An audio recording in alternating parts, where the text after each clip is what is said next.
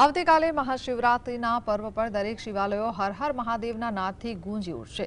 અમદાવાદના રખિયાલ વિસ્તારમાં આવેલ પૌરાણિક ચકુડિયા મહાદેવ મંદિરમાં શિવરાત્રિને લઈને ખાસ તૈયારીઓ કરવામાં આવી રહી છે।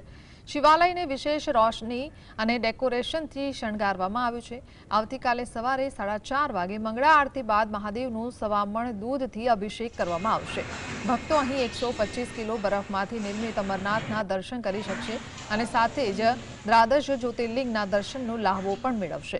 આખો દિવસ અખંડ ધૂન સાથે શિવમય વાતાવરણ સર્જાશે।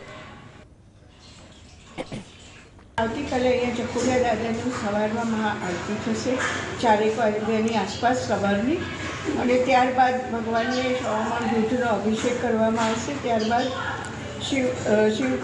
બિલીપત્ર શિવજીને ચડાવવામાં આવશે અને આખો દિવસ પછી ભક્તો દ્વારા એમનો અભિષેક થશે। ત્યારબાદ સાંજે 4 વાગ્યાની આસપાસ બરફના શિવલિંગના દર્શન મૂકવામાં આવશે।